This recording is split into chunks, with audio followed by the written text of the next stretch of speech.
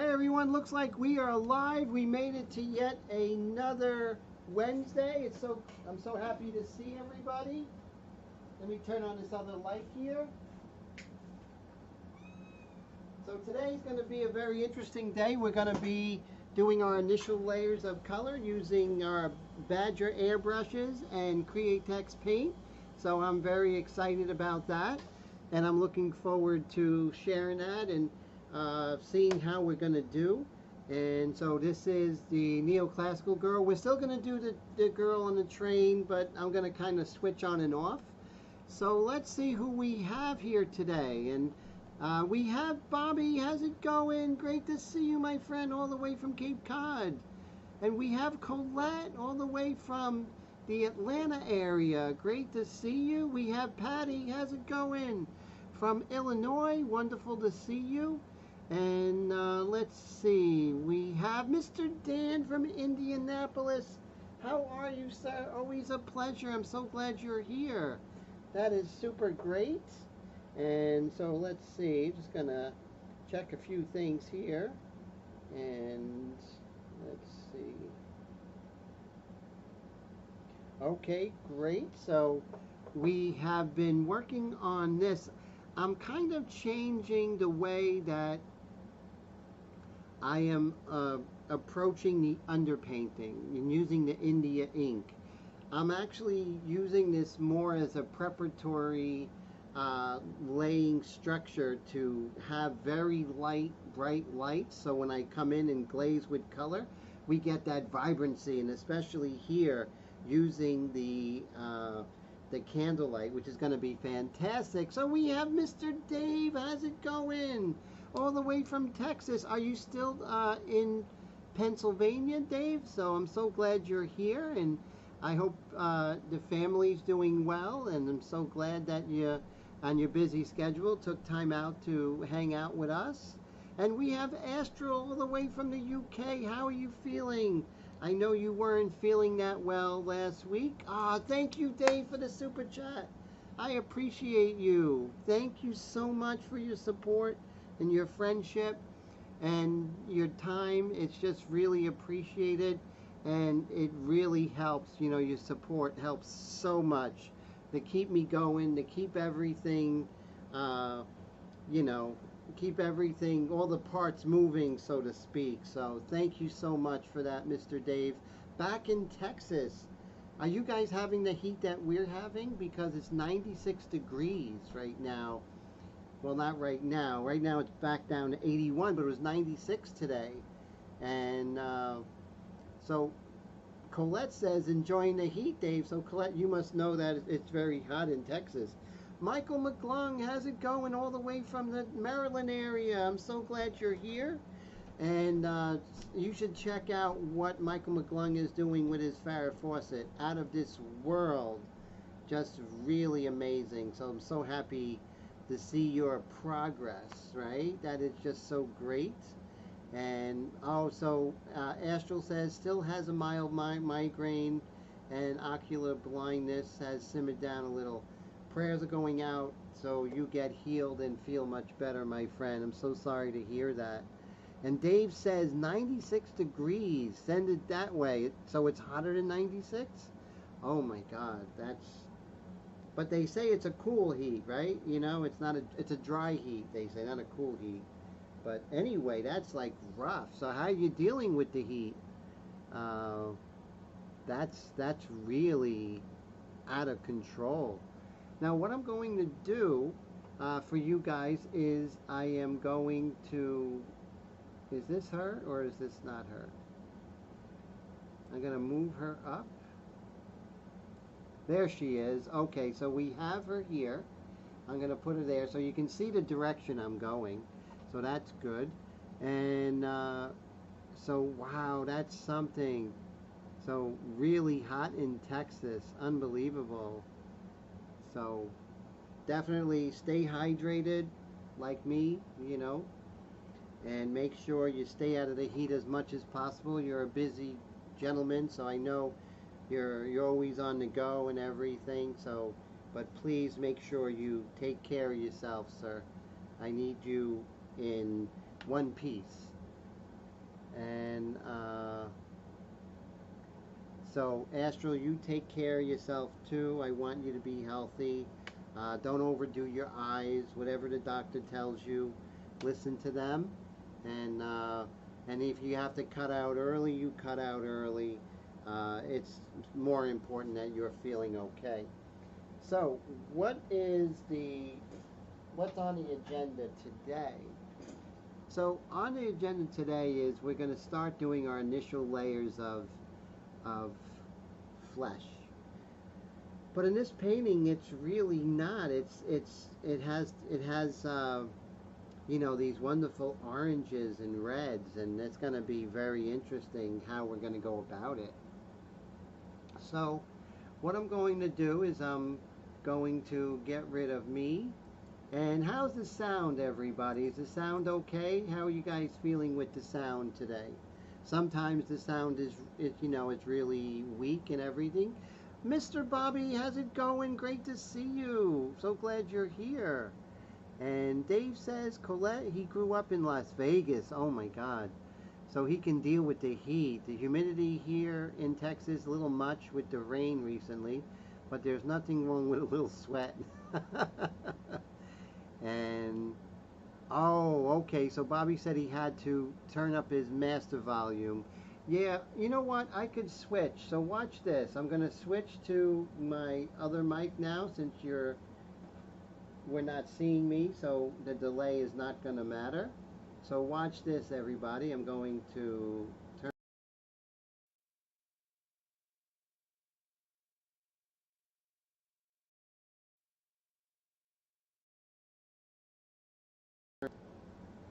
So right now we have this one. For some reason, this one is not on.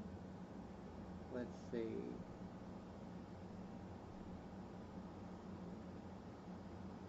I'm just going to make sure I'm plugged into the USB.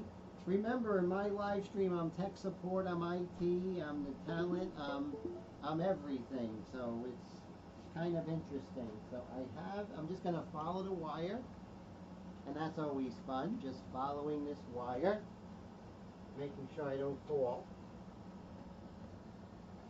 And this wire, what, the light? This wire is going.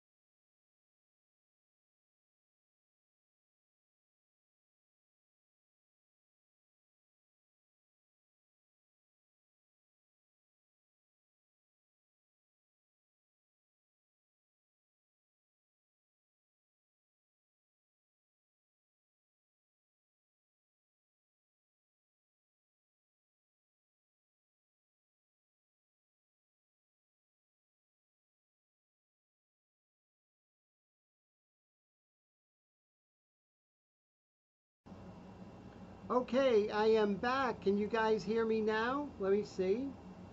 And testing 1 2 3. Testing 1 2 3. Let's see. Okay, you guys can hear me. So this is funny. It actually froze up, and I actually closed the program and added it back on. So I did it so fast that YouTube didn't have time to realize that I wasn't there. So I was able to keep the live stream going. So cool. Mr. Ryan, how's it going? Great to see you. All the way from Canada. I'm so glad you're here. So we got such a great group. I'm not going to get too creative with the microphone, so it's going to be, we're going to have to work with this sound right now. And so you all can hear me right now. Everyone give me a quick thumbs up that you can hear me, and then we'll be okay. So testing 1, 2, 3. I think the sound is good as well. Okay, cool. All right, so now we have our reference, and let me open up my Pure Ref, and we're going to get going and see how we're going to handle her. And now I'm going to open up this other program. I have a lot of programs, right? A lot of programs, and we're going to make sure that we get everything correct. So the first thing I want to do is I'm going to start with one area, and I'm going to kind of work out from there. So I want to start with her eye, and I'm going to hit the light here on her eye. That's what I'm... Mr. Ryan, thanks for the super chat, my friend. I appreciate you. Thank you so much for your time. Thank you for your friendship and hanging out all the way from Canada. I really appreciate you, and the super chat really helps super a lot. I mean, so much. So that is so great. So we still have the picture of me, so that's cool. And so thank you so much. And you guys are all so amazing. You keep me going. I just can't thank you enough. I'm so glad you popped in. Yes, definitely. So I am going to be using, for the most part, my Extreme Patriot Arrow. Right now I have some water in here. And so I'm doing what Drew Blair is saying, where you should park your airbrush with water in it. So I am doing that, and we're going to see how that works. Yeah, I'm always open to new ideas, right? So let's see how it goes. We'll cross our fingers. And so last night I was using some white in there, and so that worked out pretty well. So let's see, and so cool. You guys are all so great. Thank you so much for hanging out with me. I just appreciate you so much. So here's the deal. With this painting, I went ahead and did an Airbrush and India ink, my Airbrush and India inks. And once I was finished with it and I felt I had something that I was happy with, I did a quick layer of shellac. Even though the shellac is clear, it kind of dulled it a little bit. So last night I went over it with some more of the 50/50 illustration white by Createx. And but normally I would start with a 2-to-1 water to the illustration white. But as I came and went to some of the richer areas, I broke that down to 1-to-1 in water. And I put a little bit of the 40/50 in there to make it adhere and give it a little more body. And that really worked out well. Because, you know, just like anything else, if you're working in oils or acrylic, whatever, your first layer should be thin, and then you progressively get thicker, and that's how you would get that. That's how I'm getting that sense of light and everything like that. So the first thing we're going to do is, normally I would just use the, go ahead and use the, these right here, the Lifeline colors. But I don't think they're correct, you know, in the sense that this is mostly candlelight and not really fleshy colors, you know.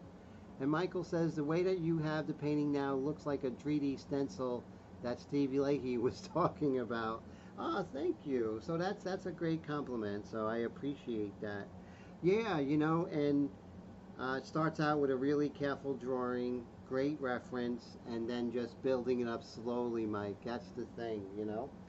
So I'm going to get my stencil here, and we want to be working on her face, so I don't want to uh, do anything to the background. I don't want overspray. We want to control our overspray the best we can for now. I'm not super concerned about the hair because it's basically a super dark, almost a black.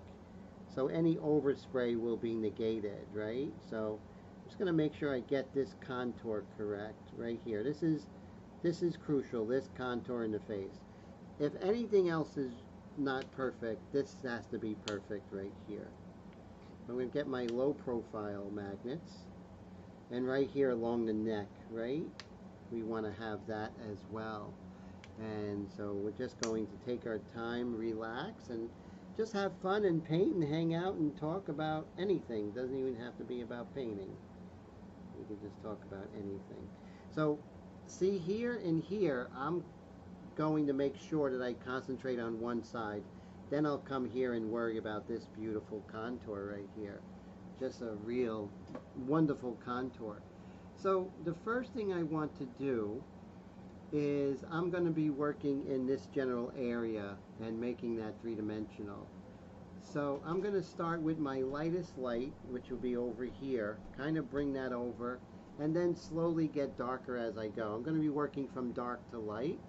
And oh, so Astral says he likes the tic-tac picture-in-picture overlay, but could you slide it over? Oh, sure, yeah. Let me fix that. I don't even know how that happened, but thanks for alerting me. Definitely. So that's good. And I'll bring back the picture of the young lady. We'll move her up. There we go. It's more important you see that than to see me. So we'll get rid of me there. And now we have a really good view, you know. So thank you for the heads up. I rely on you all to give me the heads up when things are going a little bit left, you know.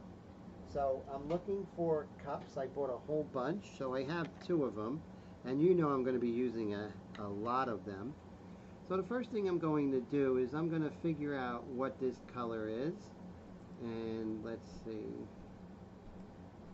Okay, so it's not as light as we envision it, so it's always going to be a little bit darker, but I'm going to tend to err on the lighter side with this color.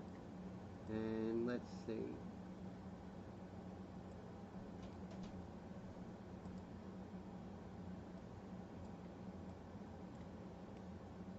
Okay, beautiful color. This is going to be a fun color to paint with. I may be able to be okay with a lifeline color here. And that's what I'm going to do. Now, remember everyone, this is just an underpainting for an oil painting. So it's a little bit different than if we were doing a full-blown, this is going to be an full, you know, oil painting. So right now I have this deep blush. That's almost there. And we're just going to take our time. This is nice. I think this is really close. The light olive gold. This is part of Tim Gore's Bloodline, but it's called the Lifeline. And it's really good. So we're going to give some of this. And I think this is going to be just fine. And let's put this in here. And I'm going to give it a 1-to-1 with some water here. You know, I do want adherence, so I don't want to have it too diluted.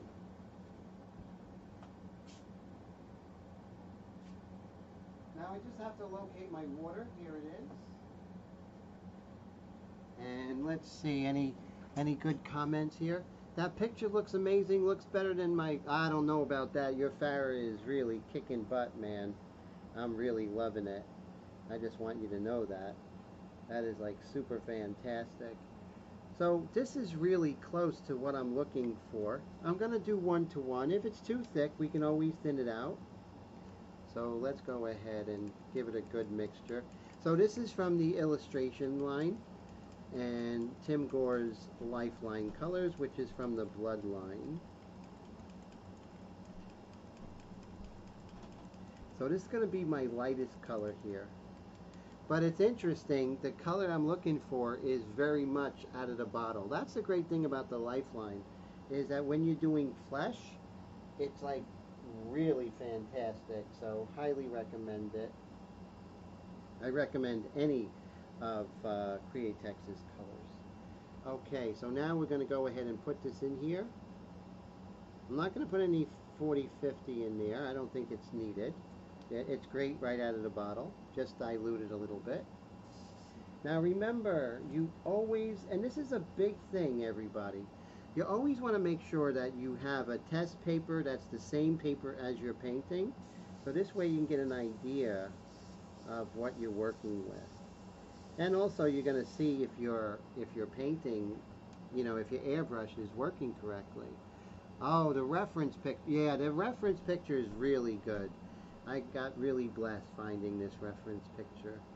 So thank you for that. Yes, but really loving Farah. That's just fantastic. So again, so where am I heading? Like, where is my ideas and technique and everything? So I'm really heading for making things three-dimensional. When you're doing a face, it's not just a face is three-dimensional. There's a lot of three-dimensional forms that are on top of each other that it's our job to make three-dimensional. When I came in with that really bright white, I'm setting myself up to have like a stained glass feel. When you're glazing, if you glaze over a darker color, you're not going to have much success because you're not going to get that glow. So right now you see how I just really ever so lightly came in there. And let's see, okay. And I can actually go ahead and zoom in. Isn't that great how I'm able to zoom in like that? And since I'm here, so normally, normal Tim would go ahead and just hit the whole area. But I don't want to be normal Tim today. I want to basically, the way I want to work is I want to concentrate on one area, make that three-dimensional, and go on from there. Hey, Eastside 1019, how's it going? Great to see you. Go Chi-Town. I'm so glad you're here. How's everything going? So good to see you. And I'm going to hit this part right here, which is the Retrorbicularis Oculi fat right there. And like I said, I'm going to concentrate on this one area. And that's it, you know. And that's it. I'm done. No, but now what I'm going to do is I'm going to really concentrate on making things three-dimensional. So I have this beautiful light, and now I have to go slightly darker. But not only darker, but I have to change the hue.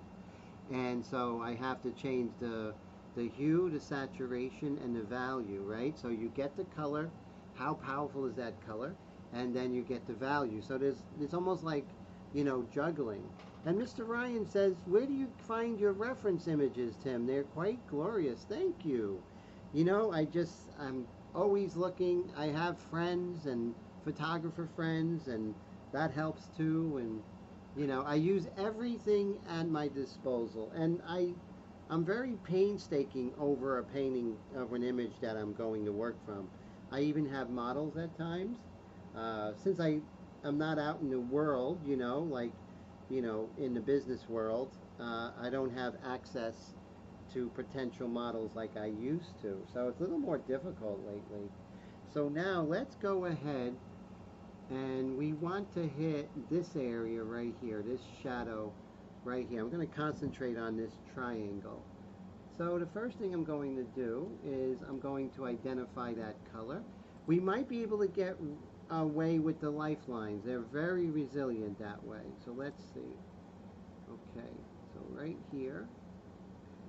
Wow, just a beautiful I don't want to go too dark, so I want to have compression. So I don't want to, you know, go from one value to another. There's a lot of tiny little value shifts, right? And that's what I want to hit, little tiny value shifts. So right here, I have an idea of what I'm looking for. And we'll just put that right next to our other image. Now, I'm going to be looking at the Lifeline images, Lifeline colors. And let's see. This one was very interesting, this blush. I do like it.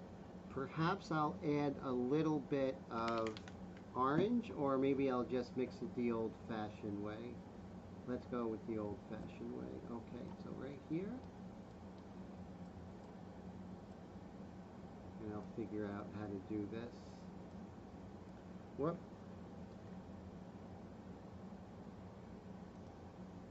Great. Okay, so give me a moment while I mix this color. And let's see.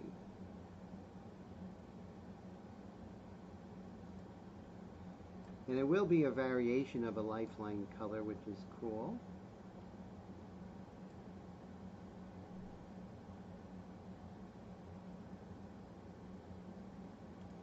Okay.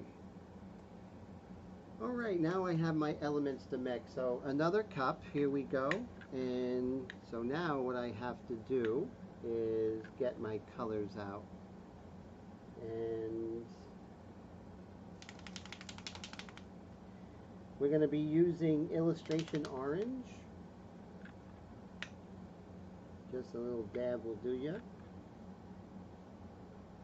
And we're going to be using a couple of other colors. And let's see exactly what color that would be.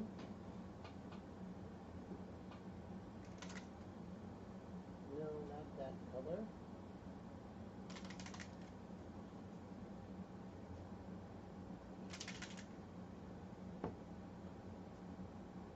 Almost there. Take time. Make sure when you're mixing your colors, you're giving yourself ample time to get the right color. There's no points for being too fast, you know? So you want to make sure that you have the right colors to mix and the proper proportions, right? All those things are super, super important. Okay, so we're looking, all right, so I think I know what I have to do.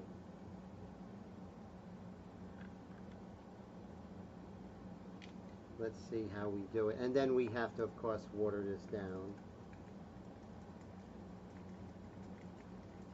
Now, when you're mixing proportions, remember you always have to take in consideration that some colors will be stronger than other colors, right? So that's so important. And so even though you might have a percentage, like, you know, of this color and that color, you got to take in consideration of how strong one color's chroma is naturally than another. I'm almost there. I'm going to get another cup. And let's see. I think my cups are over here.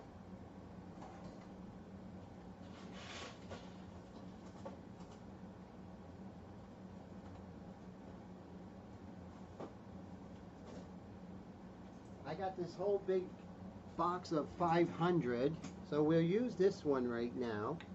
And Mr. Michael, thank you so much for the super chat, my friend. I appreciate you so much. Thank you, thank you. That's such a great help, guys.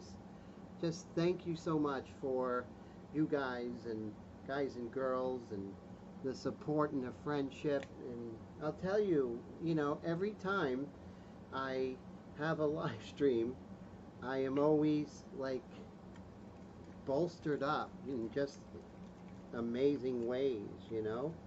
You guys are just great. So I have this color that I mixed, right? And it's a little too dark, but this is what I'm going to do, is I am going to mix it with a Lifeline. So, Michael, I just want to say thank you so much for your friendship. Thank you so much for your time and your inspiration with your paintings. I'm really loving it.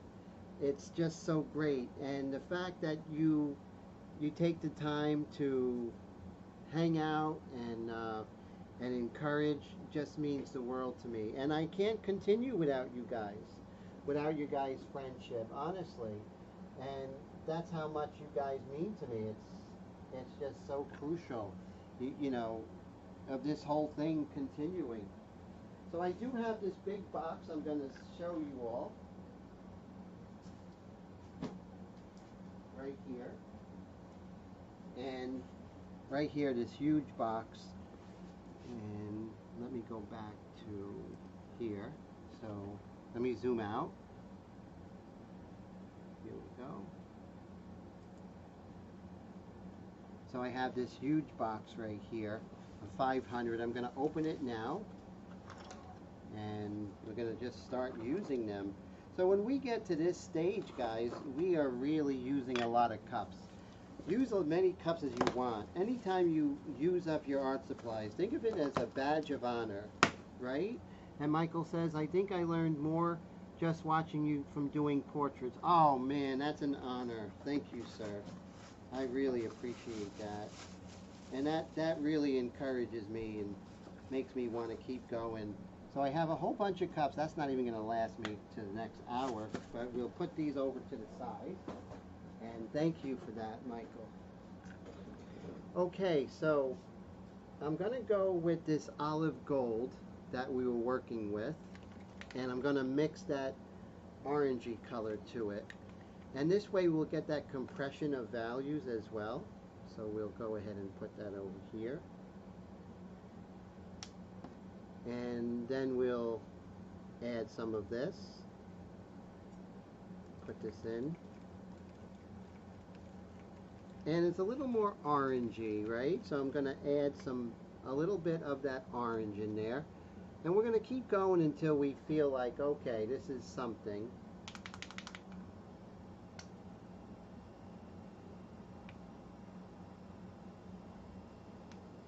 Another thing I purchased, which is really great, you know, we're all looking for like the perfect paper towel and everything. They had a special at CVS, buy one, get one, 50% off. And these are really great when you're working in airbrush, oils, anything. It really cleans up like your hands 100% better than just a paper towel. And then you can, you know, they're really inexpensive, so they're super great. All right, so we're going to mix this up here. And I can get a little bit darker.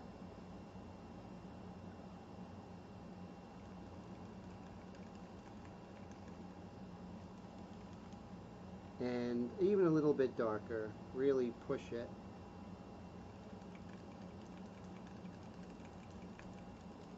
And then I'm going to add some orange. I'm not going to go too crazy with the orange, but it definitely does have more orange in it. So here we have our illustration orange. We're sticking with illustration colors today, guys.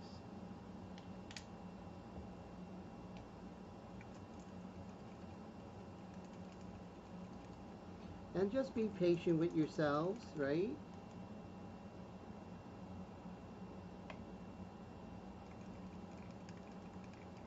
Let's see.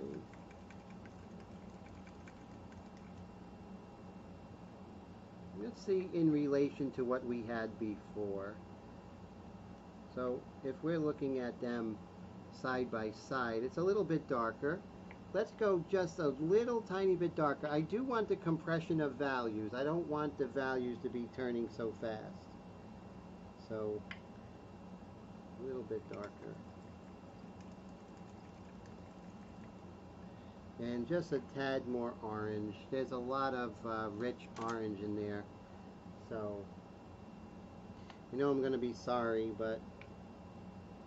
And don't be afraid to switch cups, right? If you get to the point where you went too far in one cup, don't try and keep saving that. You know, just get another cup and kind of restart from that point of view.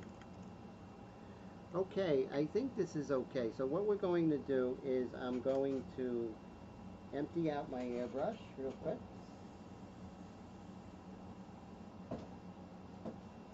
And I want to water it down a little bit, dilute it a little bit. It has to go through the airbrush. I can always glaze orange over it, right? I just want to go a slightly darker value. That's all. And, oh, Michael says, and using your airbrush has helped him tremendously. He turned that thing into a workhorse. I'm telling you, I'm so excited about the Extreme Patriot Arrow. I mean, I've been using it now for, I would say, about 6 years, you know, and I'm telling you, and I know exactly how you feel. It does what you want it to do when you want it to do it, and that's what you want, right? And, you know, I work really small, so the custom microns are amazing, but they don't have anything on this airbrush, and that's really exciting, that it really doesn't have anything on the Extreme Patriot Arrow. And it has a 0.3 needle and nozzle. Okay, so remember we did our other color, and now we have this color next to it. See how it's slightly darker and a little more red? And that's what we want. We want it to be slightly darker, a little more red, because we're looking for compression. So it's going to take a longer time, but that's okay. Where am I going? You know, I got to paint this. So, and I'm having fun, so I'm not really worried. So I blew this up, and now I have my reference here. And let's go and hit that very slowly. I'm about 3 inches away, but notice I'm working from light to dark, right? I'm not working from dark to light. Yes, I have my orange mixture, right? Everyone knows about my orange and white mixture, but let's not do it unless we have to. Let's try and not ever having to use that. Not that that's ever going to happen for me, but I'm going to increase my distance because that was a little strong for me. So I'm going to be about 4 inches away, and I'm going to spray a little bit into the dark, and I'm going to spray into the light. And I'm just pumping that trigger. I'm at 25 psi, but I'm at 25 psi, but I'm using my Mac valve to really adjust it. So maybe it's the equivalent of, let's say, 15 psi, but you don't have to know it because you are you're adjusting it. You just go by feel. And you see how that we're starting to get that kind of compression of value? And that, I think, is so important. Hey there, Mr. Steve, how's it going? Good to see you. So glad you're here. How's life out there in Ohio? And tell me about the show in Cincinnati. Any word on how it went? Because I know you weren't able to make it, but did you get any, anybody talking about your painting or anything like that? I'm sure you did, because that's an incredible piece. So you see how I'm hitting around here? And so we have our two values, right? And we have that value compression going on, you know, which is very, very important. And so we can zoom out a little bit, which is really cool. So I use this one program. It's really great. It's called Split Cam. And Bobby, Raffin Customs, also uses it when he's in my mentorship program. And so he uses it, and he got a version that was a new version, because I looked and he was zooming and I'm like, what's that? We're using the same program. And then he taught me something. So a lot of times my students will teach me a lot more than I teach them sometimes. And so now I have the ability to zoom, which is really cool. I'm going to, I should stay in here, but I'm just going to hit this real fast. Same thing over here. I'm just going to hit this really fast. Kind of going against what I want to do, but I can't. Remember, this is an underpainting for oil paints, right? So so I'm being a little more relaxed about it. I'm going to come down here and I'm going to hit this beautiful reflected light. Now it's like chess. I set this up from the very beginning of when I did my pencil drawing. It's all about, it's all about setting up, right? So I'm thinking so many moves ahead, and I hope that you are all able to do that as well. To think ahead like a chess player. Now I am probably about 6 inches away. One of the things I want you to really concentrate on is the fact that distance is so important. So important on how much you paint, how dark it is. No matter what color, your distance is going to dictate just how strong, how much chroma is going to be in that particular color. So here I want to be super subtle, right? And so I'm going to be about 4.5 to 5 inches away. And I'm just going to hit this reflected light down here. Now why 6 inches away? Because it was a larger spray cone, a cone of spray, and there's less a chance of blotchiness. There's a time for blotchiness and there's a time for not blotchiness. This is the time for blotchiness when you're not blotchy because you're working on a large area. Oh, Patty says she's gonna leave. Have a great night, Patty. Always great to see you. Thank you so much for hanging out. And Astral says, looking good, Tim, but you have to rest. Thank you for resting. That's so important. And of course, it's going to be available for you to see on the on YouTube channel. So don't worry about that. You just take care of yourself. Keep sending prayers for you to feel better. Okay, so now this is nice. So let's go ahead and hit this right here. Right here in this corner, right? And so it's a lot of work, and it's slow, and it's painstaking, but you're getting the results you want. So take your time. One of the things that I've learned, we all go in our little plateaus, and then we go to the next level and plateau. I've been at the same plateau for a while, but one of the things that kind of hit me on next plateau is I'm slowing things down. Really slowing things down. And that's making a big difference. Just making sure I just take it easy. And that's helping me a lot. And also realizing that I can work in paintbrushes if I want, at any time. I don't have to make it an afterthought. At any time I could work as a paintbrush.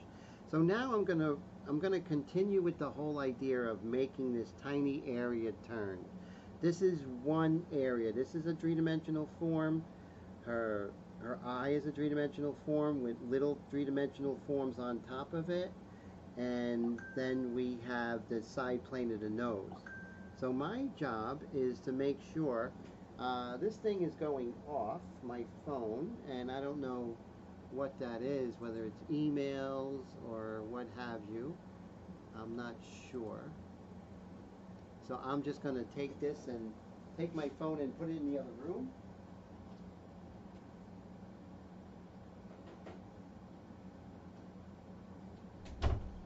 With my cat Suki is in there. So she's gonna hear all the alerts, not you guys. Okay. So now our job is the next dark color, right? So let's see if we can do that. Now, here's something to test, thanks to Mr. Bobby, right? We'll thank Mr. Bobby for making the live streams even better. What if I went here? Can I zoom in on this? Oh my God, look guys. I'm able to zoom in with anything that I choose. So that is super amazing. So what I want to do is I want to work in this area, this dark. So kind of going by making that turn. And oh, Michael says that he's going to the live chat and watch us on the big tube. Michael, always a pleasure talking to you. Thank you so much for the super chat, my friend. I really appreciate that. I appreciate you, and looking forward to talking to you Thursday, Friday, and over the weekend on Facebook. So that's cool. And looking forward to Farah. If you ever need any kind of guidance or anything, you're doing just fine. Not that you do, but if you do, always feel free to let me know. I always love helping you all out. Okay, so now we're after this dark color. So that is our next agenda. So I am going to, now I don't want to go too dark too fast. So I want to slow it down. I want it to turn slowly. Think of compression of value, right? So it's so important. So I'm not going to go too dark. I'm going to gradually go. And I'm not going to just say, we'll just do a darker version of that color. That's not good enough. We don't want to do a darker version of the color. We want to mix the color that we see.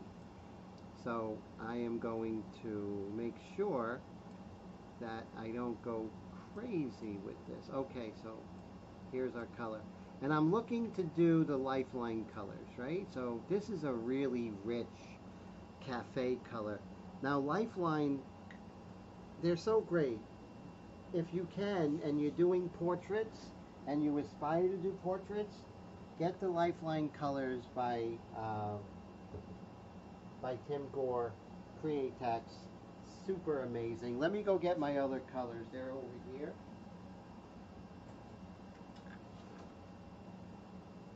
I'm really excited to be sharing this painting with you all.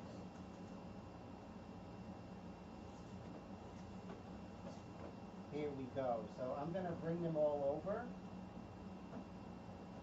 Not bring them all over, but bring them over. Bring all of them over. So we have a lot of colors here. And let's see. This one is deep olive gold, which is nice. And I really like it, but I don't think it's quite dark enough for us. And then we have light espresso, which is really good, but still not quite there. We have fair blush, which is nice. That could work maybe in her neck area. And we have olive gold, and we worked with deep olive gold. But here's deep espresso. I think this is what we want. See how beautiful and dark this is? It really is fantastic. And I am going to put this color, and I'm going to tweak it a little bit by maybe adding like a violet to it, but we'll see. Maybe I can get away with just using it.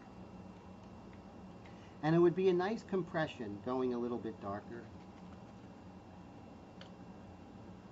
I think I'm going to go with this because this is for you guys and girls who are just starting out, and you want to hold on to something that's pre-mixed, and you don't have to go ahead and, have a PhD in color theory. You can just go ahead and really embrace what has already been thought out for you. And then you can always tweak it, which is great. But, so now I have this, and I'm going to, and I think it's really fine, and then I could maybe go a little bit deeper later. Okay, so this is really good. So we're going to test that out. So I'm going to take this airbrush and I'm going to dump out what I had. And Bobby says, thanks sir, only noticed that on your foundation has been started. Oh no, that was great that you came up with that. That was fantastic. I learned so much over the years from my students, and so many different things that the technique has really evolved because of the one-on-one mentorship program. We are like a think tank, and if you're in my mentorship program, you get the group class, which is every Friday night, and that's where all the students basically get together and go over technique and ideas and everything. So now we're going to put this in here. And okay, so we have our cap. And remember, before I touch my painting, I'm always going to test it here. So you see we have here, this is what we started out with. We went here, up here, let me see. So this is a little bit darker, and that's the compression we're looking for. We're making this turn slowly, right? Slowly, slowly, slowly, because that's what the old masters did, especially in 19th century French academic painters. They turned to form super slow. So I'm happy with everything thus far, and I'm just going to very slowly darken this, super slow. Right here on the lower eyelid, right, we're going into this darker value. But notice black is not even in my thought process, right? It's not even what I'm thinking. I'm thinking color, right? And thinking, remember, hue, saturation, and value. You have to solve those three. The great thing about doing the underpainting, you're dealing with contour and your value. That's taken care of. So now you have that basis. You still have to get the value of the color, but the underpainting is really helping you out, helping me out. And just do a one light layer. If it's not dark enough, you can always come back. And that's important, to have that, okay, I'm going to come back to it. And then as it goes towards the retrobicularis oculi fat compartment, and that's a fat compartment that's above the upper eyelid and below the eyebrow on the outside of the eye. Notice on the inside of the eye there's no fat there, it's just eye socket. So, you know, knowing anatomy is really going to help you, and that's what we're looking to do, is to really have that knowledge of the basis of the forms. Let's go back to here and we'll zoom in.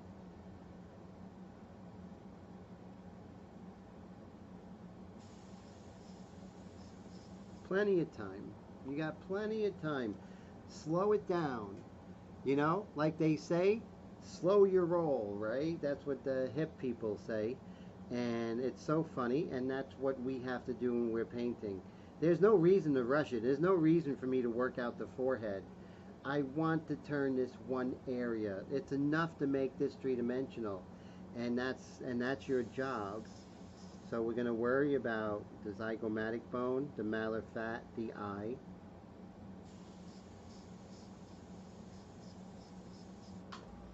I have a much better time doing this than if I was tackling the whole face.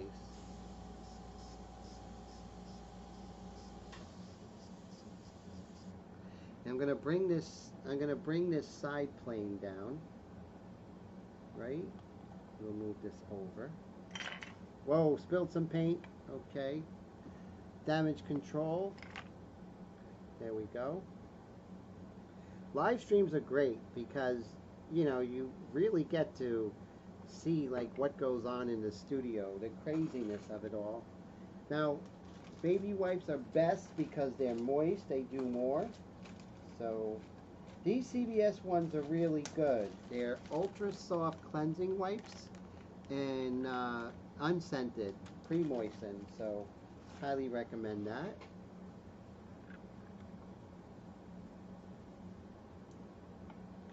Okay, great. All right, so disaster averted. Let's go back to painting.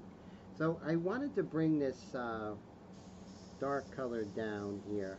I don't want to go too far, but I just want to establish this dark here. And in areas I'm going to go a little bit darker. Notice I'm not working on the bridge of the nose yet. That's not what we were planning on. We're just working on this one area.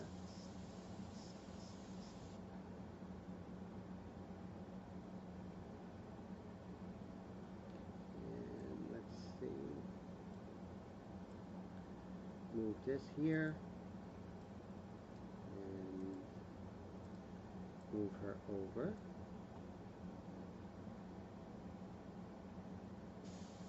Bring this down just slowly.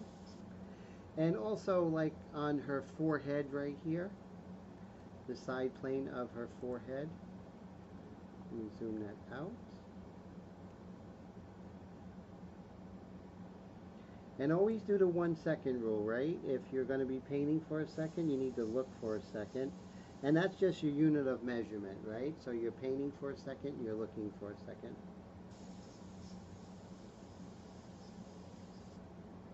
Okay, so now what we're going to do is, we're establishing this area now, is we can actually start working in her eye.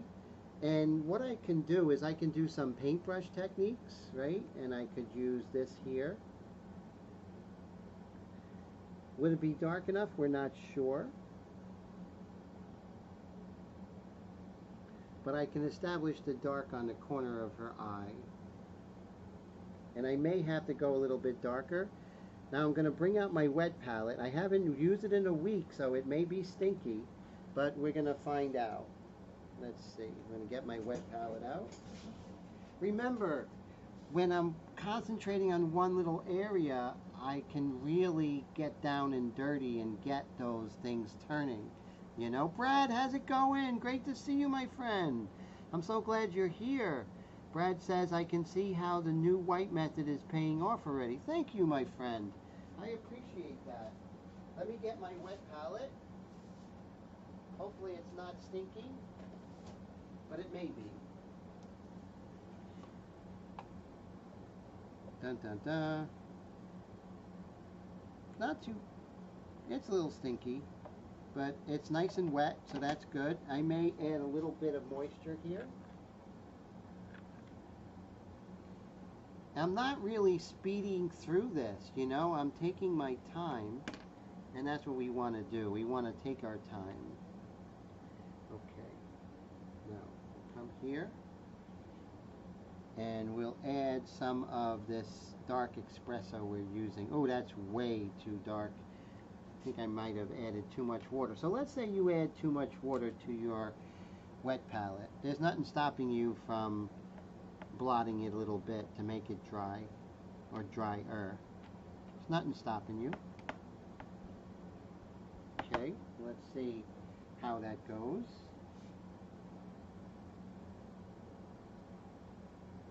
Okay, nice. Then I have a darker color here. And then I want to darken it up a little bit, so I'm going to look for something significantly darker. And I'm going to come in with a little bit of the raw umber. And I'm going to mix the Wicked brand Detail Raw Umber, because you can mix and match colors. And let's see, just a little tab. A little dab will do ya.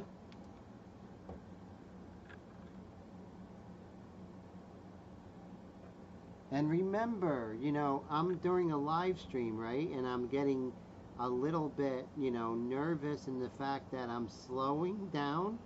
But that's the whole thing. That's the new plateau, is to slow things down. It's so important. I just can't express how important it is to slow things down. To really, you know, take your time. So what I'm going to do is I'm going to zoom this in a different way. Let's see if this works.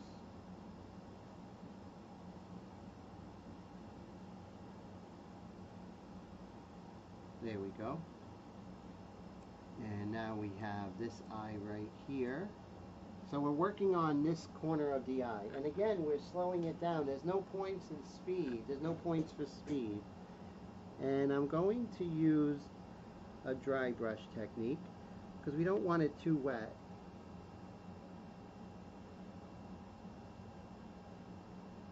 I'm just taking my time.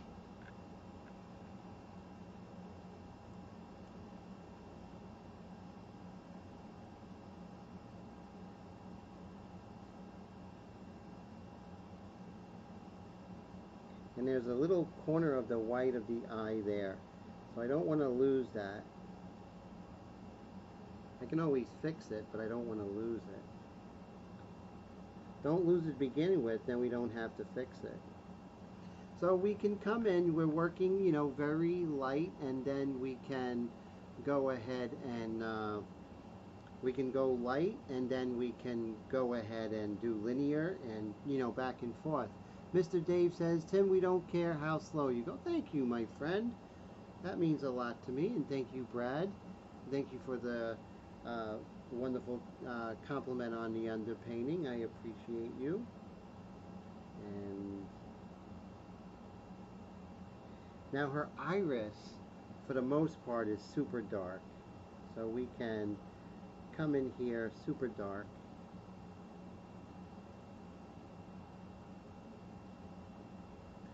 And I think I'm going to do paintbrush techniques in her eyes, inside her eyes.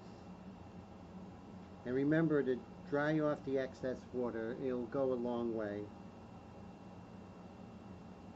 to give you control with that paintbrush. Now on the camera, the wet of the paint's going to look a little weird as it shines. But once it dries, we'll be good. We'll be good to go.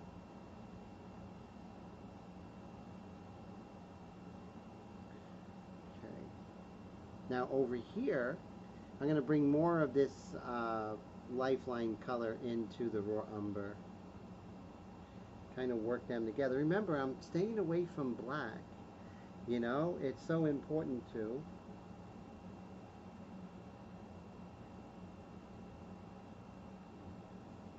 And we're just going to very lightly indicate the eyebrow, which is very dark, massive color.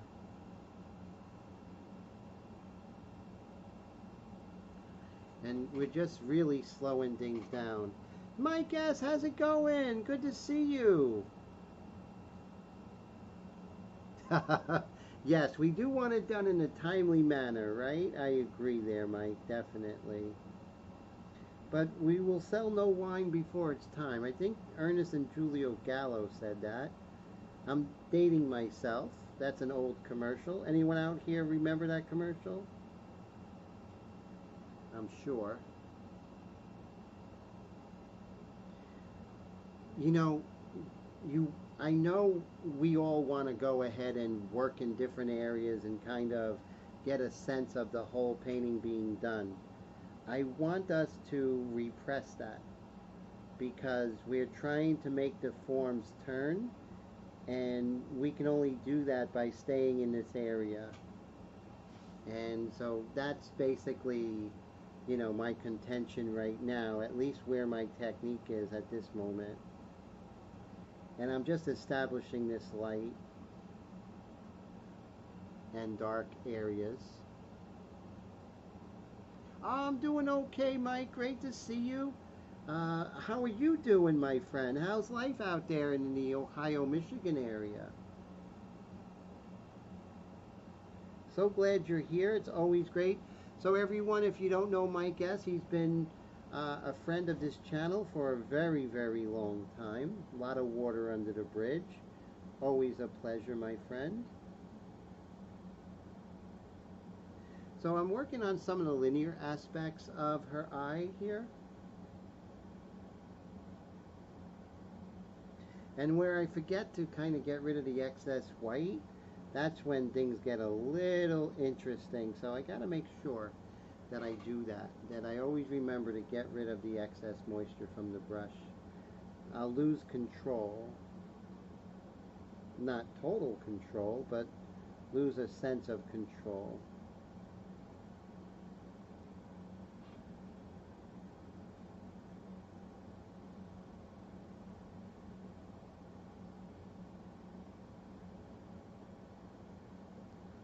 There we go. Again, I want to move over to the other eye. I'm repressing that. So now what I'm going to do is I'm going to clean off this brush. I'm going to put this darker color in the airbrush, which I think I still have it. But let's see. Actually, no, this is the next lighter color from this. But I'm going to assimilate the eyebrow. See how I'm assimilating it. Compressing the value changes.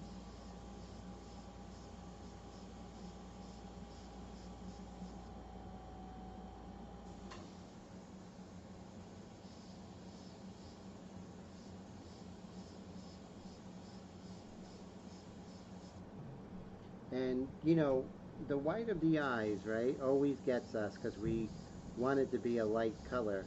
But oftentimes it's quite dark. So you see how dark I'm making it. We got some thunderstorms going on here in New Jersey, just outside of New York City. Again, I want to go fast and I'm just slowing it down. That's so important. As they say, slow my roll. So I'm going to go ahead and dump this next to dark color, and I'm going to mix that raw umber color with this espresso, deep espresso, and we're going to go ahead and use one of these cups. And let's see, we'll close this out. And I'm going to use this cup, and I'm going to put that that color I used. Where was it? Here it is. Illustration black. That's not it. And it wasn't sepia. Where did it go? It was raw umber. Here we go. Detail raw umber. So we're going in with a little bit of the wicked. So we're going to put some wicked in here. And then we're going to mix some of this deep espresso. And we'll see what kind of percentage we're going to go with. But I need it considerably darker. So here it's not quite where I want it to be, but I do want to compress the values a little bit. So I am going to maybe go with this, and then we'll darken it a little bit after. I just want to make those values turn slowly. That's all.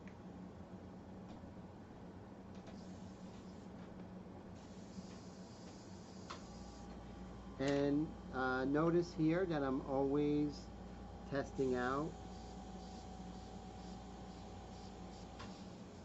It's a little bit light, but it's still darker than everything else, so I can turn these forms slowly.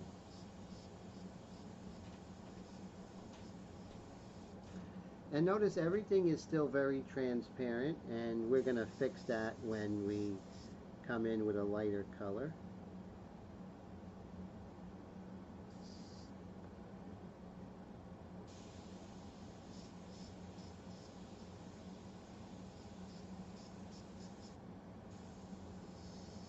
I'm going to raise the air on the pack valve a little bit.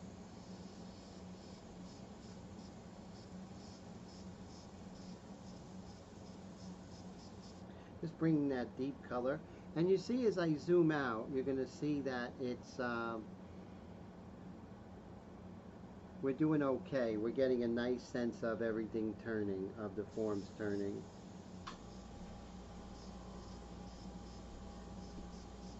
And I'm going to bring in this shadow plane and kind of unite it with the hair so there's no edge here. I'm going to be getting rid of that edge. A little bit of a spit in there. I'm not sure how that's happening. Maybe I got to raise the air pressure a little bit. Okay. But it's great because I do have this shellac on it. So the paint is not going to just like it be absorbed. It's nice.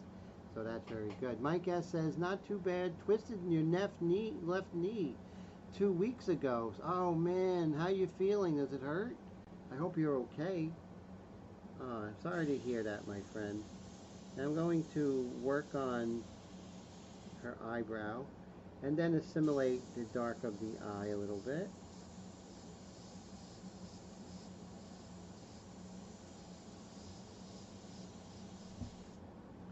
And I'm just sticking with this corner of the eye here.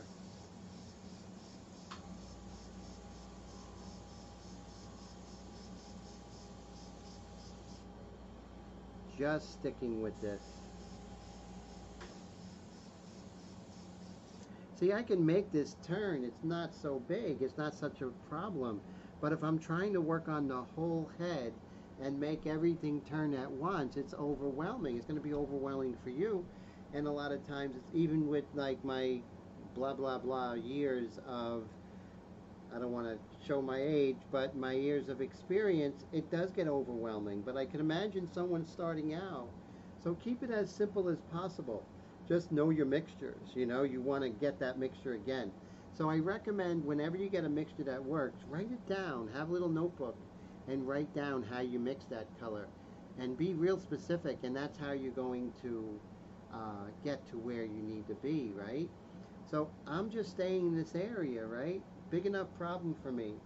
I have this other airbrush here, but I didn't clean it.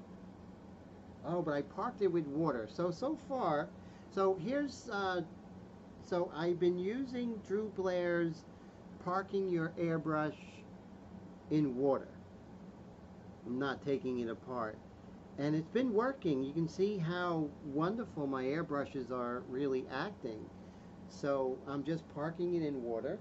And so I parked this airbrush in water. Let's see how it goes. So far, Drew Blair 1, Tim nothing. Because that really is working. Drew's amazing. I don't know where us airbrush people would be without Drew Blair. I know I speak of his accolades a lot, but comes from a good place. He deserves it. Alright, so I want to get this orangey color here that we had over there. So let's see. I think this was it.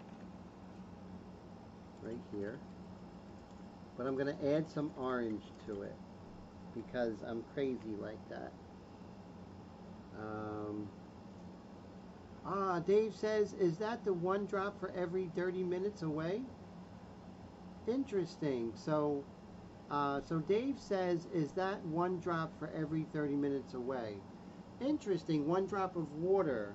I'm not sure. I just was, talking to Drew not too long ago, and he has a Facebook channel on Airbrush for Beginners I'm part of.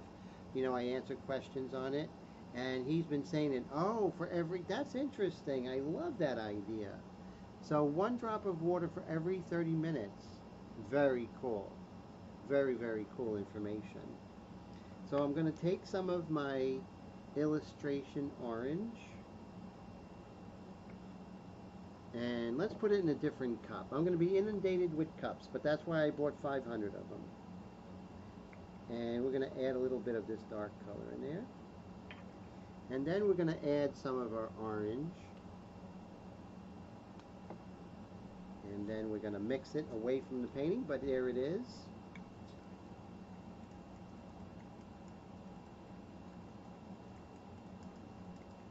Here's a pretty good bit of information. It's always going to look lighter in the cup. Darker in the cup than it does on your painting. I find that to be true. Let me know what you guys feel the same way, or is that's just me?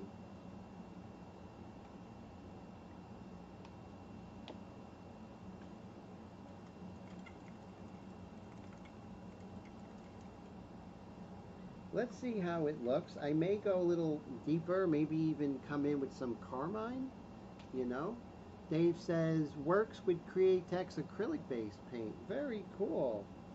That's exciting. I want to definitely go deeper with that. Okay, so here's a nice kind of orangey color. And I'm putting it in my Extreme Patriot 105. Those are the only two airbrushes I really use for 99.99% of my artwork.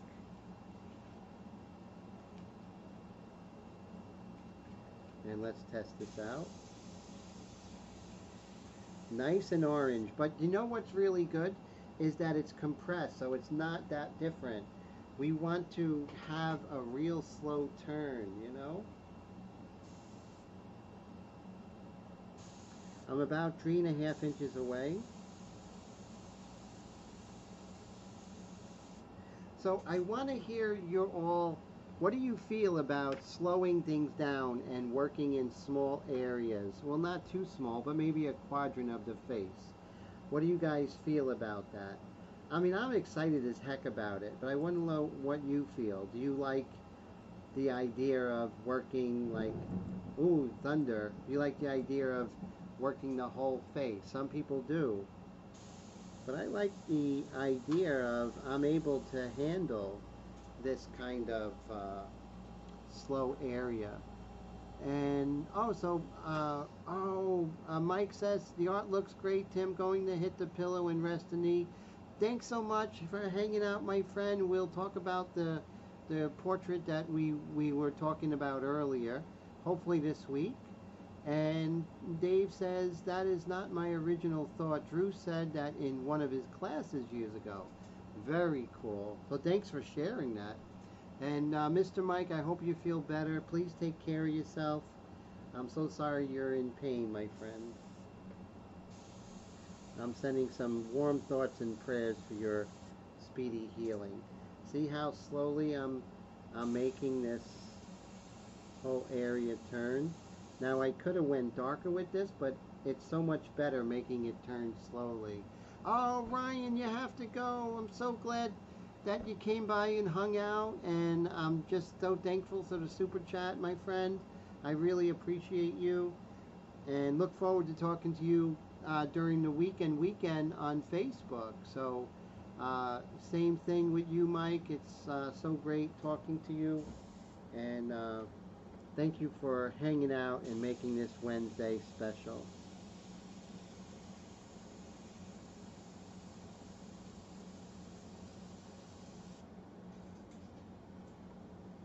So, what do you guys think of, slowing it down and compressing the area and not going to the whole painting, just working on one little area? It's like, I can handle that, right? What do you all think?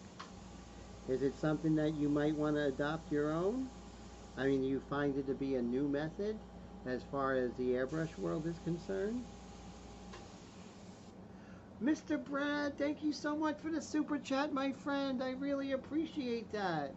Thank you for hanging out, and thank you for sharing your ideas and everything. And this really helps the channel just super, super a lot.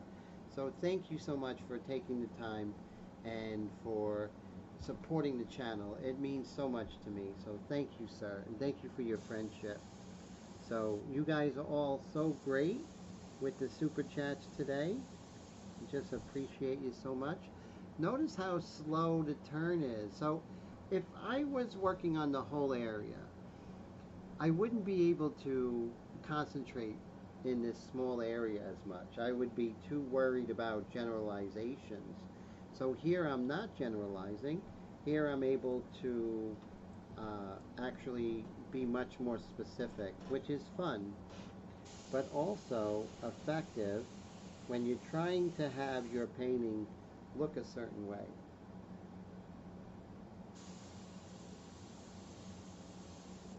And I'm still going to stay in this area, right? I'm still staying in this area. I may move up to her forehead here a little bit.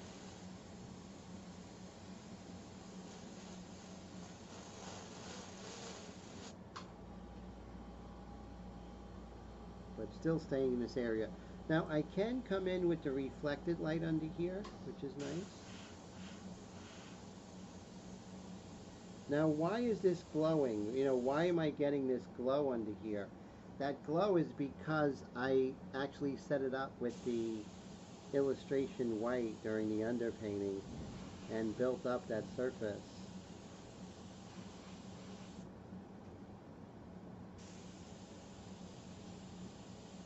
And I'm going to bring this color, this kind of mid-tone orangey color, into the darks because it's going to make it more rich.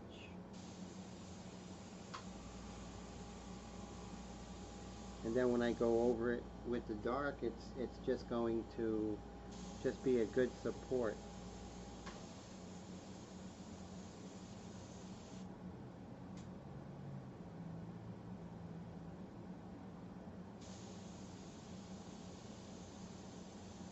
And as a learning tool, I really feel that I'm really able to go a little deeper as to making three-dimensional form, right? So I think it's a win-win situation. I'm going to have a little bit of water and sit back. I've been going almost for an hour and a half, so I'm just going to take a little break. And so everyone out there, let's do a quick break, and we're going to do a break with a poll. And let's see. So let me see if I can get a poll going here. Pop chat, moderation, timestamps. Here we go. We'll start a poll. And let's see. Here's a question. Do you prefer working larger areas in a portrait, or working in smaller areas? Okay, so it's going to be a yes and no. I'm going to start the poll. So there's the poll, everyone. You let me know by the people's votes exactly, you know, what we have here.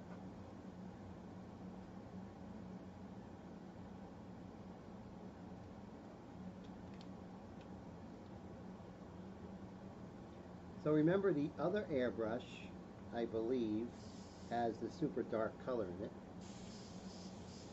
Yeah. So I'm kind of going to be working back and forth from that mid-tone orangey color into this darker color. Brad says smaller, so that's cool. And let's see. So the poll says, so far no one voted. Do you prefer the larger area smaller? So Brad says smaller, so that's 100%. And which one is yes, larger is smaller? Do you like working in larger areas? Larger is yes. Smaller areas is no. So you can change your answer. So larger would be how I usually work, and smaller is kind of this new method that I'm adopting. And I kind of started adopting this when I was beginning to work back again in oil paints.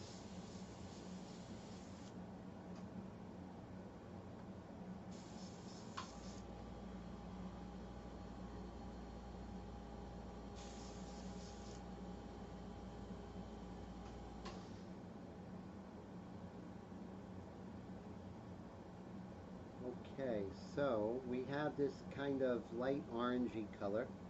It's super light, and I'm just going to test it out over here. I want to hit her philtrum over here. Just ever so lightly hit this philtrum. And then this mid-tone, the Ubicularisaurus. See how I'm kind of crawling along the forms? That one form will help define the other form and kind of crawl throughout the face, which is really cool. So that's good. And so 2 votes, 1 says yes, 1 says no. Very interesting. So the yes means that you like working in larger areas and kind of, you know, defining as you go, but painting the ensemble. And then the other way is kind of working on one area and kind of building out from there, you know? So, and yeah, it is kind of a weird question, I agree. Dave says, depends on the color, value, pigment, and where it belongs in the painting. He tries to work from dark to light, then come back in the dark. That's very cool. Yeah, you know, there's so many ways of doing it, you know? So I have this mid-tone, and I'm bringing this mid-tone, this orangey mid-tone, into my darks and kind of come back and kind of get some richness with that. And also here on the Opicularis oris, above the lip and below her nose, and have that there. So slowly building up. And then right here, make sure we have a nice spray pattern.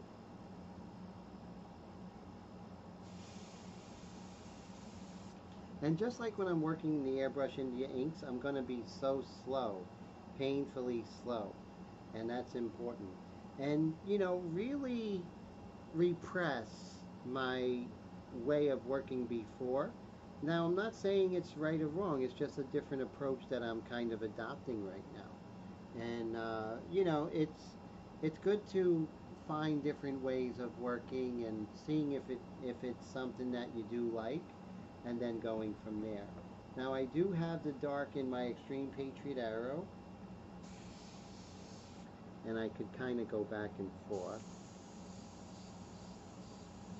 Gonna hit her nostril like so. A little bit strong, but that's okay.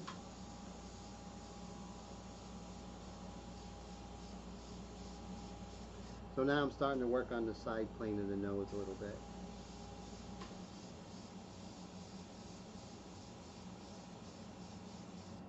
And then I'm going to come in and start working on her forehead and just kind of build slowly.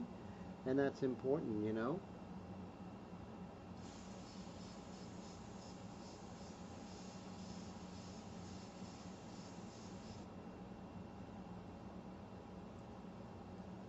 It's really light up here, so I'm going to neglect coming in too dark on her forehead.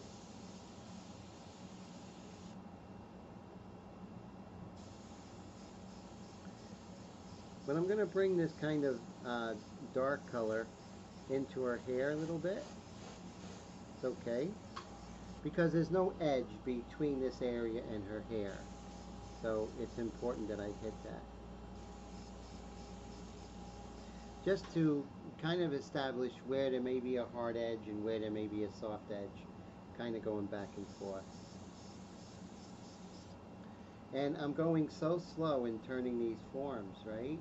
So now I have this color, and this is where I have my medium, but I'm going to come back in with the lighter color that we did when we first started the painting, and just kind of build on, and then kind of go down her neck, and you know, just slowly.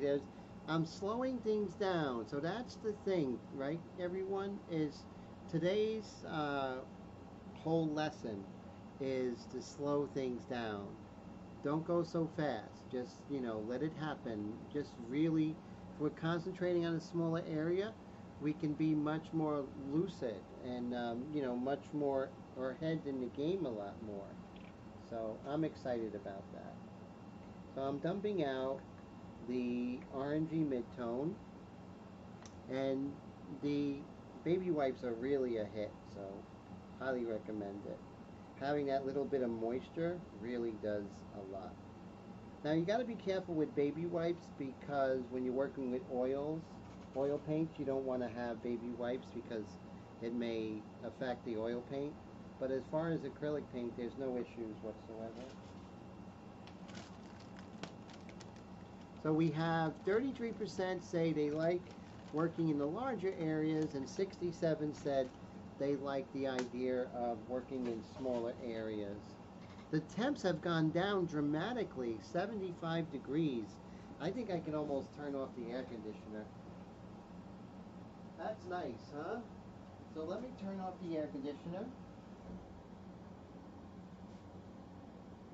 And I think that's going to be good. And things were going to get, you're going to hear just the white noise that was going on. Okay, so, and I'll put on the fan. 75 degrees is not that bad. We can live with 75 degrees. But it's raining out, thunderstorms, so that's, the temperatures go down quite dramatically. And of course, you don't need me to say that. Okay, our first color was this one. Remember the olive gold? And that was nice. So let's go ahead and mix this up. So you want to remember the colors that you had, you know. If you don't have the lifeline colors, then whatever you mix, just document it. Have a little notebook. Each painting's going to have its own little thing going, you know. And then you can look back and, you know, remember, oh, that was successful. This part was successful in the painting. All right, so we're going to put some water through here again. And then we're going to add the light gold for the lightest part. And we're going to hit the forehead with that. Remember, you can put the light first, and you're not going to have any blue shift, and then you could slowly get darker. So that's cool. One of the things with I like, a lot of artists don't use the caps, but they're crucial for me. So I'm just going to make sure that I clean the cap, because that can contaminate your color, especially since this color was darker before, so it definitely can contaminate. Alright, so let's go ahead and put this in here. See, it's always going to be lighter, I feel.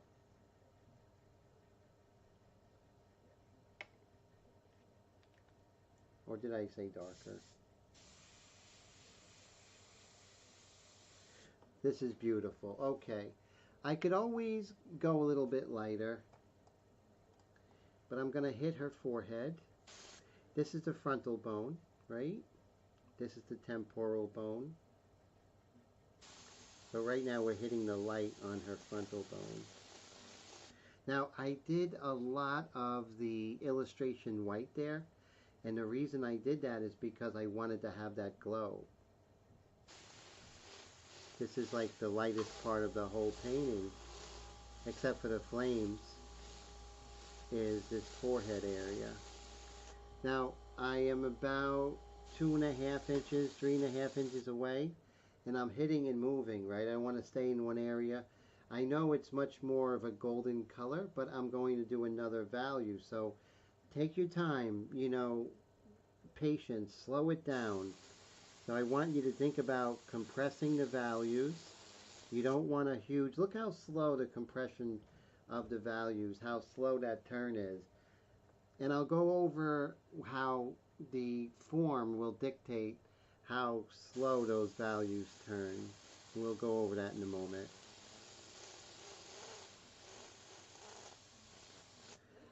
So beautiful. See that? And you see how this value right here is lighter than this, because this is facing the light more directly than the zygomatic bone over here and the maxilla, right? So you have the zygomatic coming here, right here, and then the maxilla here, and then the malafat compartment.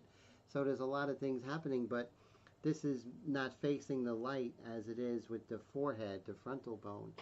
Oh man, so A-Side says, have a good night. Thanks for hanging out, my friend. Hope to see you next week.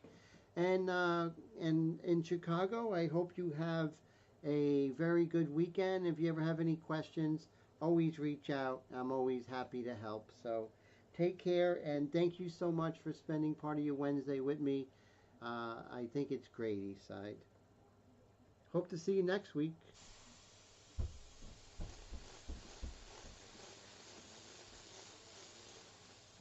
See how I went one layer and then another layer? Now, here's the thing. I'm going to test it, right? I'm going to test and see if I can come in here. I may be sorry. It may be no big deal. But I'm going to try and hit this yellow and see if I get a weird blue shift. Dun, dun, dun.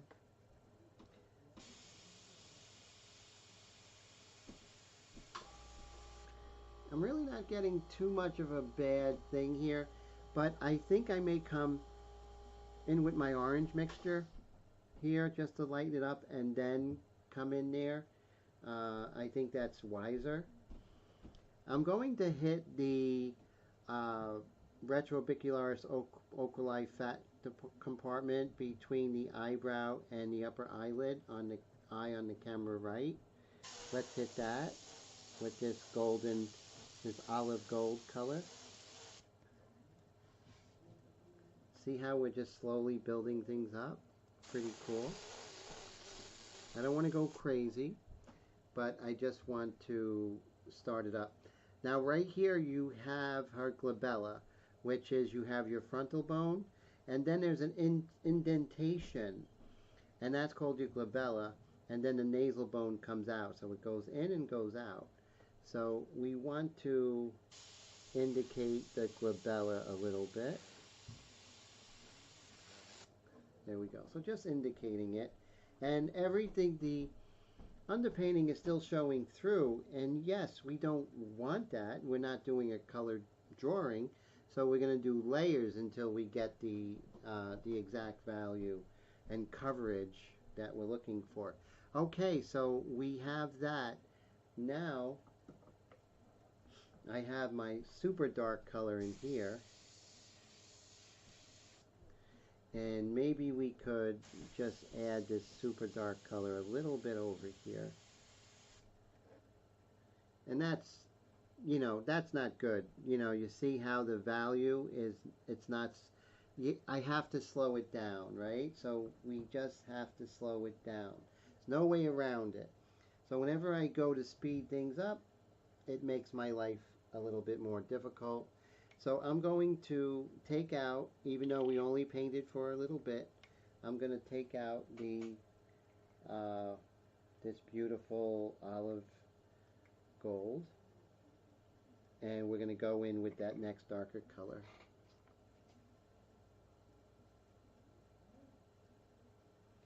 And let's zoom out to see what we have, right? See how things are going. And we'll come over here and we'll zoom out. And you can see things are slow, right? But you can see how things are turning as opposed to looking at the other areas of the painting, right? I'm just going to make her smaller for a second. I'll just turn her off for a second. So you can see like how things are building up slowly, but we're just going to keep crawling along, and then once we have our tapestry down, then we can make those micro adjustments, start putting in more detail and everything, but be much more deliberate when working. We're kind of playing for keeps. So I have this olive gold in my airbrush. We're going to get rid of that. And I'm going to come in with that more orangey color that we established before. I believe this is it. And we're going to bring that into and slowly turn the forms, which is nice. So great to see everyone tonight. Thank you so much for hanging. Really appreciate yous. So I have my Extreme Patriot 105, and we're putting this in here. And we'll see if it's darker. Let's see.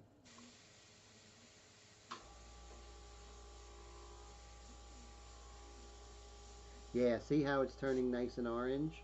That's exactly what we want. And let's zoom in. And so we're working on her forehead.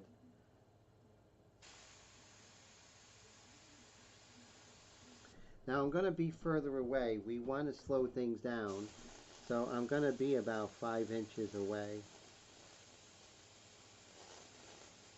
And I'm just going to hit and move, right?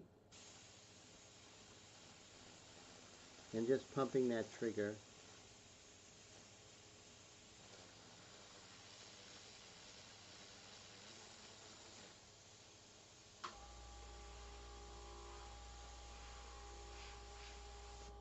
I'm just going to hit this orangey color on her nose.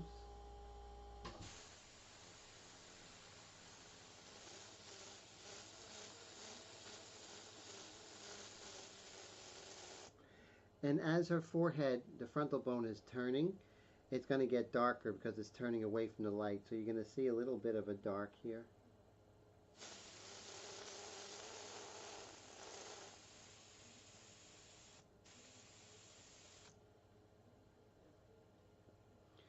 Right along here, we're not working on that yet. So repress your proclivity to want to go ahead and start working in other areas. Just concentrate. You know what they say, eat what's on your plate, right? That's what they've always been said to me. Bobby says both to answer the poll, it's hard to answer that question with a yes or no. I understand. So here's what I'm going to say. So I would say, do you like working in smaller areas? That would be, so working in larger areas is yes, smaller areas is no. So yeah, it is kind of a convoluted question. Sorry about that, guys and girls.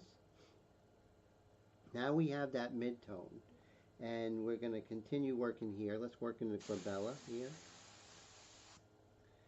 And kind of bring this mid-tone here. We want it to slowly turn, right? And we can actually come in with even a darker red here later. But at least we're beginning that turn. And now I'm going to glaze over this kind of dark espresso and see how that works. How's the sound and picture, everybody? Okay?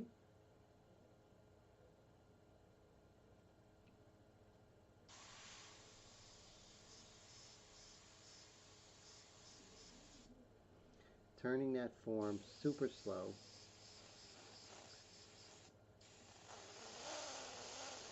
Maybe we can hit that hair a little bit here. Here's a nice hard edge on her hair. So we're going to use our freehand shield right here. Kind of interesting. We have this hard edge right here. So I'm going to make that happen. See the hard edge right there? That's important to establish.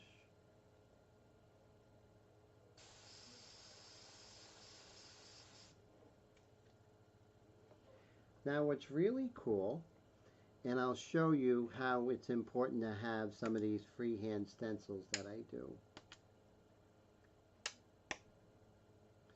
We'll see how it goes. So I'm just going to lift this up and you're going to see where we are. And we'll zoom out a little bit. And you can see right now we haven't done any of the background. Everything's like, this is looking super saturated.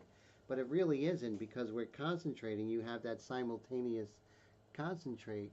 Oh, thank you so much. Mr. Bobby says the skin tone looks so good. I appreciate that, sir. Really do. So what I'm going to do, and you know, it's fun to change up your working methods every now and then, you know? And that's where, you know, working in oils and kind of switching off working in oil paints and airbrush and kind of going back and forth, it really helps me to see things in a different way. Strike out and get new ground. Problem is I lose these stencils and I'm going to have to make new ones because I can't find half of the ones that I have here. And that's not good. And they're invisible, right? So that makes it hard. So I wanted to show you the eyes, nose, and mouth stencil. And we would hit that again and it would be so beautiful. But alas, that eludes us. I don't know, maybe it's in here. Let's keep our fingers crossed. Boo, it's not. We got the dress only. Okay, so we're not going to show that today. That's okay. Now let's go ahead and see if we could come in with our light and hit this beautiful area here. And that's going to, once we start doing that, then things are going to start falling into place a little more. So we got to get that stencil that we had before. And that has the beautiful contour right here. So I'm only concentrating on this contour. So once again, I'm using Badger airbrushes and Createx Illustration and Createx Wicked Paint. So just want to give those companies a nice shout out. It's always good to give credit where credit is due, right everybody?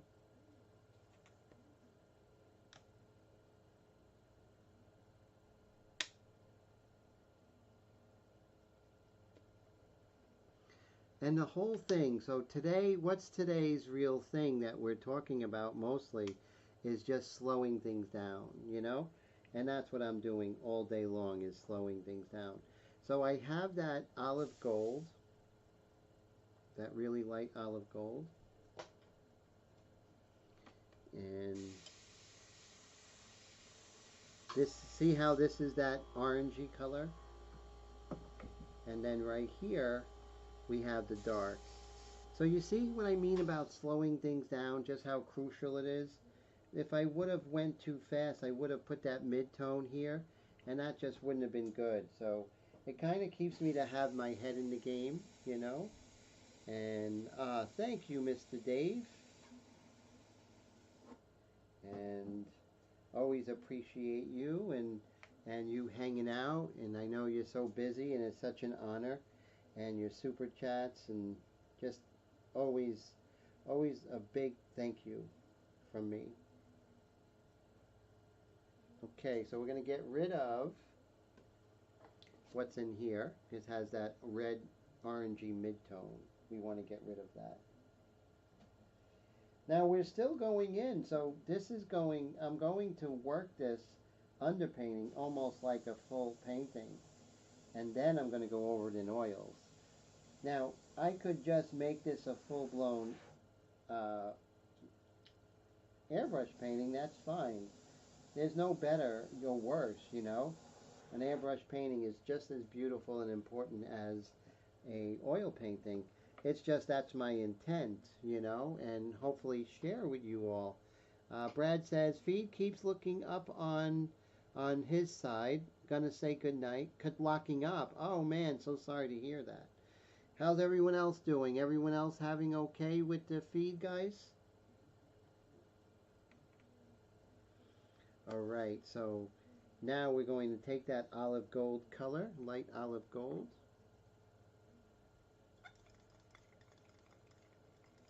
Now it's really light there, but we have the white underneath, so we don't have to go crazy. So I'm just going to make sure I don't have a lighter color lurking about. I think this one is a little bit better. Yeah, I like this one better. I think that was our lightest color. Now I'm going to be about 3-4 inches away, so we're not going to have much problems of getting it too dark. Remember, the further away, the lighter the spray.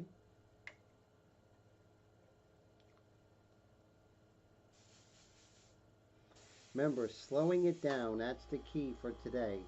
Slowing everything down. I have my contour protected, right? And now I'm going to spray from about 3 inches away. Could I use my freehand shield here? I think so. Let's keep this separate. 3 inches away. And we have a light spray. See that? I can move this off a little bit.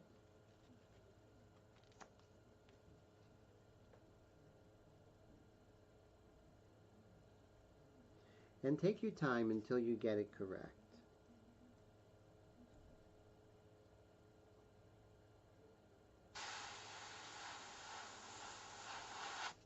Three inches away. I want it light, but I want it a flesh color.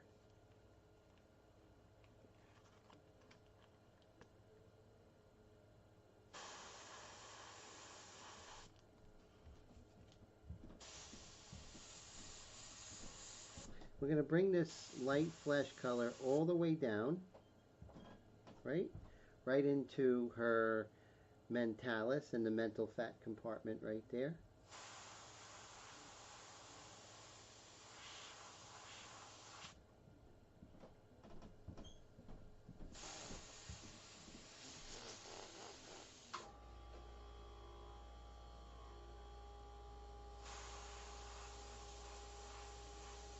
And don't be afraid to go into the dark a little bit, you know, go into the mid-tone.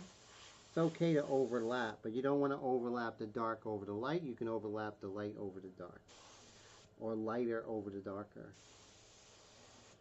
Still, I'm not going down here, right? I'm just going to slow it down. So I'm just making sure I don't overextend myself and just calm myself, right? And so I'm just going to stay up here. I'm repressing my urge to work the whole thing. I think I can be much more effective by hitting smaller areas and kind of developing them and get it to a nice point and then keep moving down. Kind of like exploring the forest, right? Just knocking down some trees, exploring it, and then just sort of going from there and radiating out from there, having really good points of reference. I think this is a good way of working. Not the only way of working. Jean Auguste Dominique Ingres said that he likes to paint the ensemble, the whole thing, and then bring it all together in one breath. That's fine. And I love working that way too. But today is just an alternative that we can, play around with. So, all right, so we have this area here. So let's go ahead and we're going to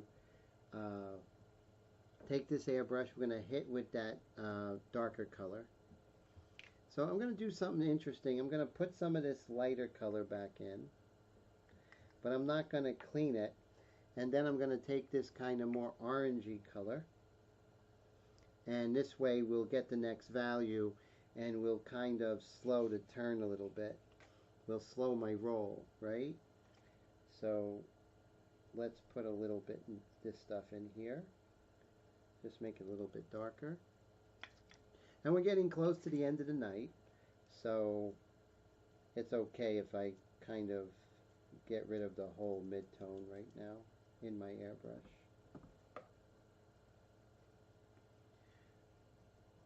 So very cool. So we're in the final 7 minutes. I always try, unless I'm not feeling well, I try and give you the full 2 hours. Let's see. All right, so we have here, we're going to, still a little light. Going to see maybe it gets a little darker. We're going to see how it works. If we need to add a little bit of the darker color into it, that's fine. But first we'll test the waters. Let me come over here and zoom in a little bit for everybody. There we go. Let's zoom her in. Okay. So we're going to be working on her mentalis and the mental fat compartment, orbicularis oris, and we're going to build up from the light to a darker value.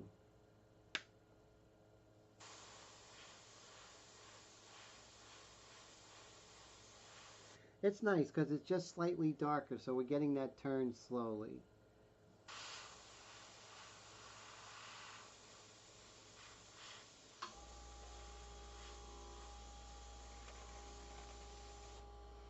So you're going to have the light spill into the medium spill into the dark, and the dark spill into the darkest dark. So that's going to work out. Now the fan is too cold, so the temperatures went down to 73, but I'm in a basement, so it gets much darker, much cooler, much quicker. A little bit right here, a little bit of value right here. Remember, these are all very transparent colors at this point.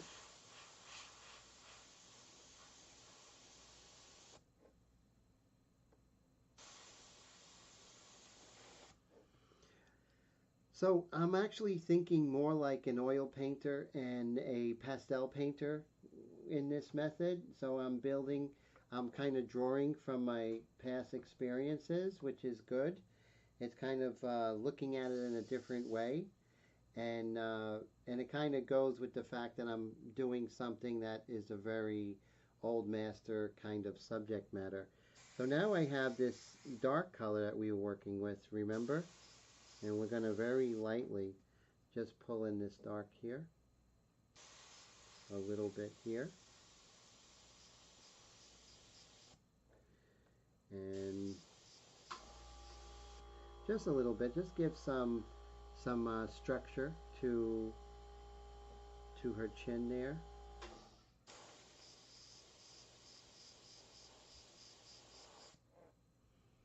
And let's zoom out a little bit so you all can see. And so that's basically it. Where can I go darker? Maybe now we could start going deeper in the side plane of her nose, right? Now things may be a little bit on a transparent, so I'll be fixing that by going over it with opaques and kind of get that kind of real beautiful surface texture, which doesn't happen right away. You just kind of build it up. And then when you come in with more opaques, and that will happen when I come in with the orange and white mixture and kind of break things and fix them again. But it's nice to do this. Now remember, this is an underpainting, so I may be approaching this a little bit differently, but we'll see how it goes. I will be using the white mixture to go ahead and really popping out some of those brightest lights. But the whole thing of making it turn is I'm not dealing with highlights just yet. I'm just dealing with the lights, the midtones, and the darks, but staying in one area very slowly. Okay, so we have this dark here. We have to worry about going too dark.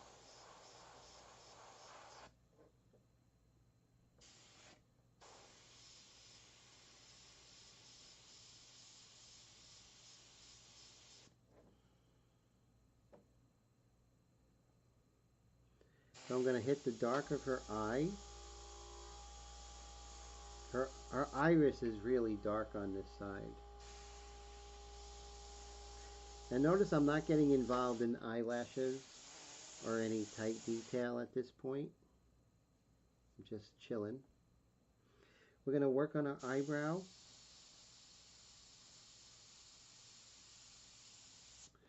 Now, if you ever feel like nothing's coming out, stop and, blow out your airbrush. Make sure you're having a good flow. Don't keep pressing back, because that's when blowouts happen, and that makes me sad.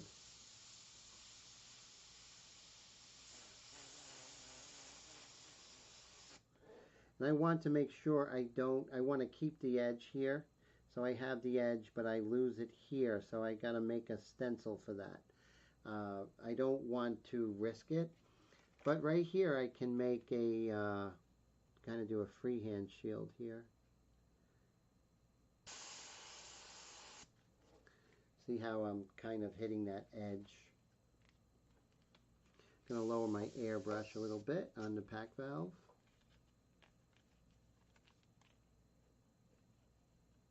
Take your time, make sure you get the right edge you're looking for. Don't rush it. Compression, slowing things down, making things turn slowly.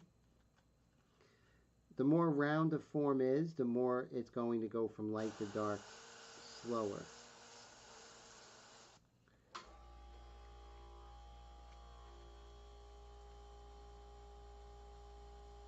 A lot of fun.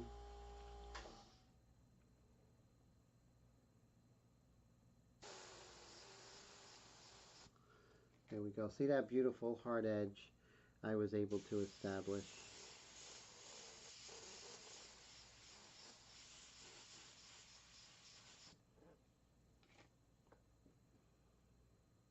And, maybe we can hit the mid-tone over here. But those are things we're going to be thinking about. So I'm going to remove this. And we're going to see where we are. We just slowed it down. And we're building. And we're just going to keep building outward. But you can see, as we are working, things are really progressing very nicely. So here we have our image. Let's bring the image of her over here. Make her smaller and bring her over. And you can see we have a nice establishment of color and value. And that's what we're looking for, just slowly building it. But things are turning, things are looking okay. And remember, take notes, mix your colors, use the lifeline colors. They're really perfect. And you can adjust those lifeline colors. And remember, go from light to dark, not dark to light, and you're going to be okay. So everyone, thank you so much for hanging out. So the poll was people, 67% say they like working in the smaller areas and building out from there, which is wonderful. So everyone, thank you so much for hanging out with me. Thank you so much for the super chats. You are all so fantastic. So today we got a super chat from Dave, so fantastic. We have a super chat from Mr. Ryan, super chat from Michael McClung, and a super chat from Brad. I appreciate you. Goes a long way to help keeping this going. And I hope to see you soon, Bobby. Take care. See you tomorrow in the mentorship program. And I hope you have a great night and take care. Bye, everybody. I got to make sure I have the right buttons to hit. Let me see. I got to end the poll. And I'm going to end the stream.